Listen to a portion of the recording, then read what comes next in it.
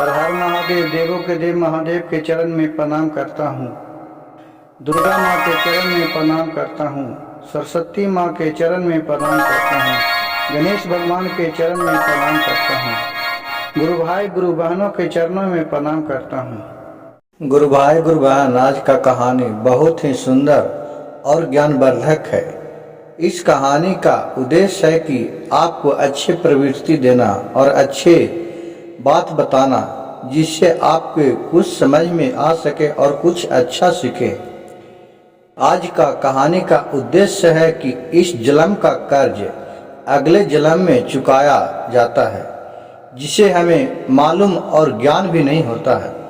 इस कहानी कथा पर कुछ आधारित आज कुछ सुनाने जा रहा हूँ। कृपया कहानी को अंत तक सुनिएगा, जिससे आपको बहुत कुछ सीखने को मिल सके। एक गांव में एक मनोज नाम का साहूकार रहता था।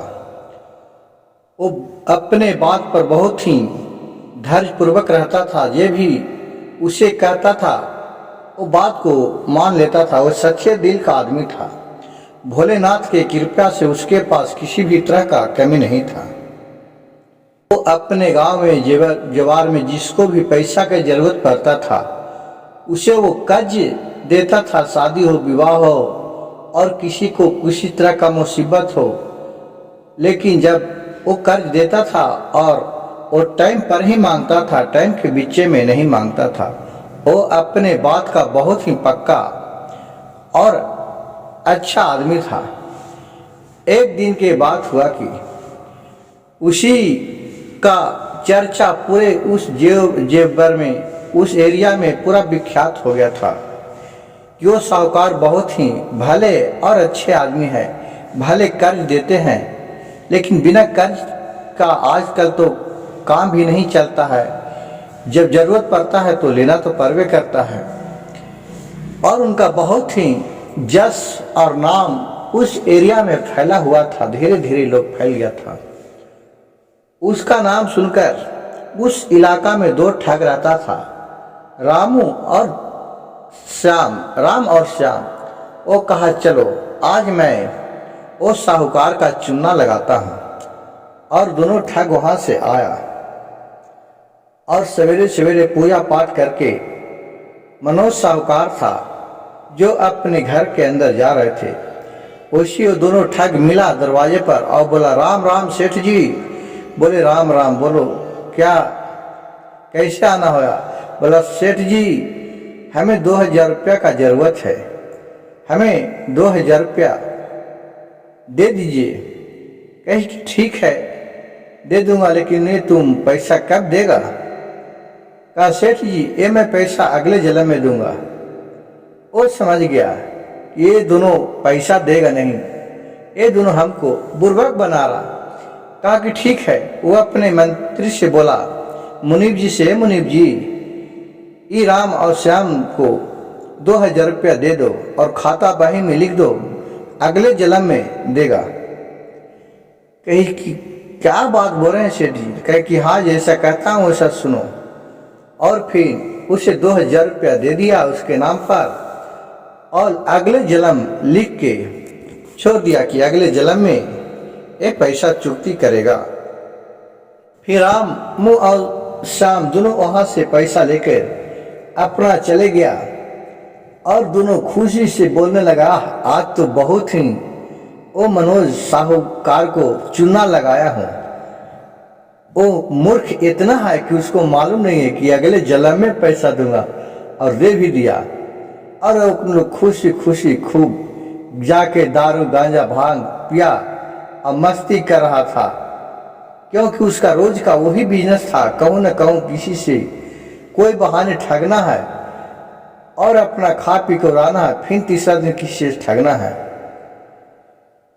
तो मुंशी जी मनोज साहूकार से बोले कि भैया आपने उसको पैसा दे दिए, वो पैसा तो आपको मिलेगा नहीं, आप जानबूझकर पैसा क्यों दे दिए? वो अगले जन्म में बोल के गया है, अगले जन्म में देगा। आप उस जन्म में आप जानते हैं, जानिएगा उसको। कहा, मैं बात को समझ गया था, मैं इतना बुर्बक नहीं हूँ। वो जान गया, लेकिन जाओ भगवान उसी में भला करे। वो कम से कम ये बहाने आया कि अगले जन्म में दे दूंगा। मैं जानबूझ कर दिया, जाओ, नहीं देगा कोई बात नहीं है, भगवान तो देख रहे हैं ना। कहा कि ठीक है। मुंशी जी सोचा कि ये भी क्या महान आदमी है, धैर्य हो प्रभु। और यहाँ के बात यहीं रह गया। और फिर वो दोनों, जो रामू और श्यामू था, वो दिन भर अपना खाया पिया और कल के लिए कहा कि अब कहाँ चलूं। तो जैते जैते एक जंगल में एक किसान के घर था। उसके शाम हो गया, उसके दरवाजे पर ठुकठुकाया, कहा कि भाई कुछ खाने के लिए मिलेगा। कहा किसान, हाँ हाँ आइए बैठिए। वो बेचारा बहुत ही अच्छा और सच्चे दिल के आदमी था। उसके पास जो भी था वो दोनों के, रामू और श्यामू को खिलाया। बोला कि अब कुछ सोने के लिए भी रात का समय है, मिल जाएगा। कहा ठीक है, ये बाहर का कमरा है, इसी में दोनों सो रहिए। और वो दोनों सो रहे। और ये अपना जाके अंदर, किसान था जो सो रहा। जब वहां से 12 बजे रात हुआ तो देख रहा है कि कोई आदमी का आहट आया। तो रामू और श्यामू का दोनों का नींद टूट गया। कह रहा कि लग रहा है भाई कि कोई आदमी आया, इतना रात के कौन आदमी आया इधर। कहा कि नहीं यार, आवाज तो हमको भी आया, लेकिन लग रहा है कोई बतिया रहा है, लेकिन यहाँ तो कोई है नहीं। तो कहा कि तब नजर पड़ा सामने 2 बैल था। तो दोनों बैल आपस में मनुष्य का रूप में बात कर रहा था। एक बैल बोल रहा था कि भाई मैं तो अपना स्वामी के पास अगले जन्म में 200 रुपया लिए थे कर्जा, वो कर्जा नहीं चुका सके और मैं अपने नियत पर खोट कर लिए कि उसको पैसा नहीं देंगे, बेईमानी कर लिए। भोलेनाथ के कृपा हुआ कि इस जन्म में हमें बैल में जन्म हुआ और मैं सूद मुँह करके 220 रुपया हो गया था उधर। मैं इतना दिन से इसके यहाँ रह रहा हूँ, जूठा कट्ठा खाता हूँ और दिन भर हर में चलता हूँ, कमाता हूँ, पिटाता हूँ। और आज जब मेरा कर्जा पूरा चुकता हो जाएगा, मैं तो अब सुबह में मर जाऊंगा, मैं इसका कर्जा वसूल कर दिया हूँ। तो दूसरा बैल बोल रहा है कि भाई क्या करूं, मैं भी इसका कर्जा लिया था और मैं फिर दूसरा का भी कर्जा लिया था। मैं 2 आदमी का कर्जा लिया था। इसको तो कर्जा मैं लिया था तो 2 दिन में इसको कल चुकती हो जाएगा, लेकिन दूसरे आदमी का कर्जा लिया हूँ, अब उसके बाद 5000 रुपया उससे लिया हूँ और मैं बेईमानी कर गया, नहीं दिया। अब मैं उसका कब तक चुकाता हूँ भाई, तू तो नैया पार लग गया भोलेनाथ के कृपया से, अब हमें क्या होता है। ये सब देख रहा है कि ये क्या बात कर रहा है दोनों बैल आदमी के भाषा में। और फिर बैल बोल रहा है यो अगला आदमी अब हमको जो कर्जा लेके खाया था, मरा था, वो भी आएगा और वो अपने पास हमको मार पीट के ले जाएगा और वो अपने पास रखेगा। अब जब तक उसका कर्जा सूहे मुरे तक वसूल नहीं करूंगा, जब तक मैं इसी जोनी में तड़पते रहूंगा। और दोनों कह के वहां से बैल चले गया। बैल के पीछे पीछे ये भी चला गया कि क्या भाई आदमी के रूप में बोल रहा है। रामू और घनश्याम सुन रहा। कहा कि अच्छा ऐसा बात है, चलो क्या है, सही है गलत है देखता हूँ। फिर वहां से गया तो जिस घर में बैल गया वो सुबह में देख रहा कि सही में एक बैल मर गया। और फिर जो किसान था उसके कि हाँ वो किसी से पैसा उधार लिया था, उसका 2 साल हो गया चुकता नहीं किया था। वो आया उधर से और बोला भाई हमको तू पैसा दे दो, 2 साल हो गया है। कहा कि भाई अभी तो पैसा कहाँ से दूं, पैसा नहीं है, जो एक मेरा बैल था वो भी मर गया है, अब मैं कहाँ से दूं। कहा कि चाहे तू जहां से दो, नहीं तो मैं तुमको बैल के खोल के ले चल जाऊंगा।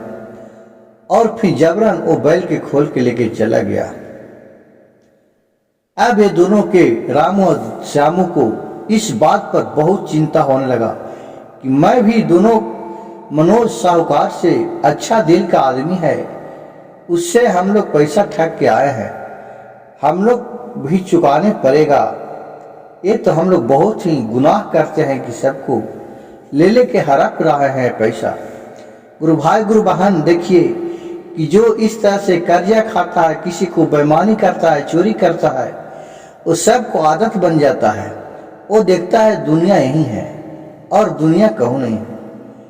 अब इसका सब दोनों के रामू और श्यामू जो ठाक था उसके मन में कहा कि हम लोग बहुत गलत काम करें। देखिए भोलेनाथ की कृपा इन दोनों पर आ गया।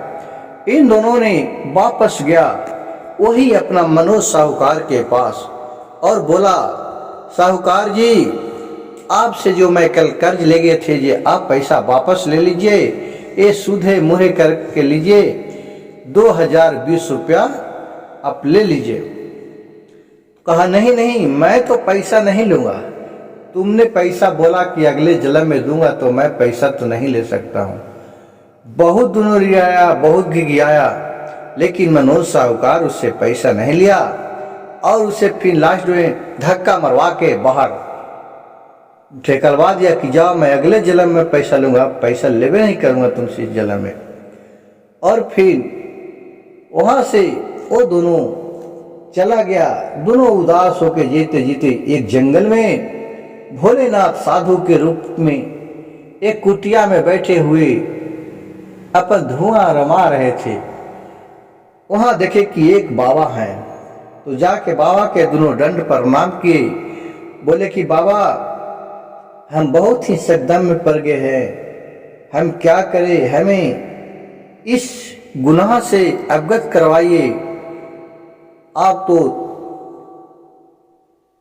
बाबा हैं, आप तो सब कुछ जानते हैं आदमी का आगे पीछे बीतने वाला, आप पर तो भगवान का दैव दृष्टि है। तो बोले क्या हुआ बच्चे बोलो। बोले कि बाबा हमने 2000 रुपया कर्ज लिए और उसको कर्ज लौटाने गए तो साहूकार नहीं लिया, उससे बोल के लिए थे कि मैं अगले जन्म में कर्ज लौटाऊंगा, तो मैं उससे कर्ज देने गया इसी जन्म में तो नहीं लिया, इसका कोई उपाय बताइए। कहा बाबा ठीक है यहाँ से आगे जाओ, तुम्हें सब उपाय मिल जाएगा। और फिर वहां से आगे गए तो देख रहे हैं कि बहुत वहां पहाड़ है, पठार है, बाकी गांव में वहां पीने के लिए पानी नहीं है, गांव है। वहां के लोग 4-4, 5-5 किलोमीटर से दूर जा करके और वहां से पानी लाते हैं पीने के लिए। इन्होंने सोचा कि ऐसे करूं कि वो पैसा को भलाई में लगा दूं, तब इसका कट हो जाएगा। और वहां क्या किए कि दोनों आदमी मिलके यहाँ कुआं खनवा देता हूँ, जिससे सब लोग पानी पिएगा तो हमें पुण्य मिल जाएगा, जो पाप किया हूँ वो पाप कट जाएगा। और दोनों कुआं खनने लगा। कुआं खन के और उसको बनवा दिया। वो जो पैसा था वही पैसा से 2-250 रुपया में 2500 रुपया, 500 रुपया और एक्स्ट्रा लगा और बन गया कुआं। भोलेनाथ के कृपा से उस इंदारा में पानी भी पूरा मीठा और अच्छा स्वस्थ निकला। अब धीरे धीरे उस इलाका में हल्ला हो गया कि वहाँ कुआं पर पानी निकला है, अब दूर जाने की जरूरत नहीं पड़ेगा। सब गांव वाले लोग डोल बाल्टी लेके कुआं पर आए। तो ये दोनों ने क्या किया कि एक मोटा मोटा लाठी लेके खड़ा हो गया। अब बोला कि मैं किसी को पानी नहीं पीने दूंगा, ये मेरा कुआं नहीं है, कुआं मनोज साहूकार का है जो फलना गांव में रहता है। वो अगर कह देंगे कि पानी पीने दो तो हम तुम लोग के पानी पीने देंगे। और फिर ये सब कह के फिर गांव वाले सोचा कि चलो कम से कम वो साहूकार भी जाते हैं, हम लोग का पानी पीने के लिए बोल देंगे। और वहाँ से वो दोनों चले गए। वहाँ से गांव वाले मनोज साहूकार के पास गए। उन्हें कहा कि हे भैया हमारे गांव में पानी का बहुत तकलीफ है, आपने कुआं खनवाए हैं तो हम लोग को कृपया पानी पीने दीजिए। बोला कि हम तो कहूँ कुआं नहीं खनवाए हैं। कौन बोलता है कि मैं कुआं खनवाए हैं?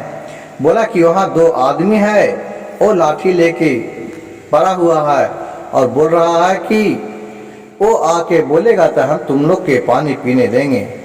गांव वाले बोले कि चलिए ना, एक बार आप चल के तो देखिए। बहुत आरजू मिनती करने पर कहा कि चलो चलते हैं, लेकिन हमने नहीं खनवाया है भाई। वहाँ गए मुंशी को अपने लेके, तो देख रहा है कि वही दोनों आदमी खड़ा है। बोला कि भाई तू क्यों झूठ बोल रहा है? हमने कुआं थोड़ी खनवाया है, हम तो इस गांव के बारे में जानबो नहीं करता। कहा सेठ जी आप ही ने कुआं खनवाए हैं? कहा कि कैसे मैं खनवाया, मैं तो जानबो नहीं करता हूँ। कहे कि जो आपसे 2000 रुपये कर्जा लिए थे, आपको मैं कह के लिए थे कि अगले जन्म में कर्जा दूंगा, मैं देने गए तो आप नहीं लिए। वही पैसा को मैंने कुआं खना के यहाँ देखे आए तो देख रहे हैं कि बहुत यहाँ तकलीफ लोग के पानी पीने के लिए हो रहा है। 2-2, 5-5 किलोमीटर दूर जाता है पानी पीने के लिए, तो नज़दीक में ही एक कुआं बना देता हूँ जिससे लोग पानी पिएगा। और हम लोग पानी निकाल दिए और वो 2000 रुपये दिए थे, इसमें हम लोग का 2500 रुपया खर्चा हुआ। 500 रुपया सूद भी इसमें लगा दिया। लेकिन जब तक आप नहीं कहिएगा तो मैं पानी किसी को नहीं पीने दूंगा। कुआं आप ही का है, उस कर्जा से हमें मुक्त कीजिए। कहा कि ये नहीं होगा, मैं तो अगले जन्म में बोला था तो मैं कैसे कह दूंगा, तुम बोल के लिया था। फिर गांव वाले बहुत लोग गिड़गिड़ाने लगे और ये दोनों बोला कि अगर आप नहीं कहिएगा तो किसी कीमत पर हम किसी को पानी नहीं पीने दूंगा। फिर साहूकार ने बेबस हो गया, लोगों ने बहुत गोर हाथ पड़ने लगा। तो साहूकार ने बोला कि ठीक है, जाओ इन लोग के पानी पीने दो। तो सबको पानी वहां से पीने का ऑर्डर दे दिया।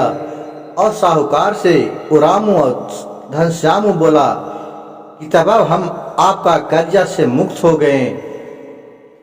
कहे कि आप अपने चतुराई से आज हमें तुम अच्छा शिक्षा दिया। गुरु भाई गुरु बहन, मेरे कहानी अच्छा लगे तो कृपया मेरे चैनल को एक लाइक कर दीजिएगा और एक शेयर और एक सब्सक्राइब कर दीजिएगा। हर हर महादेव, घर घर महादेव।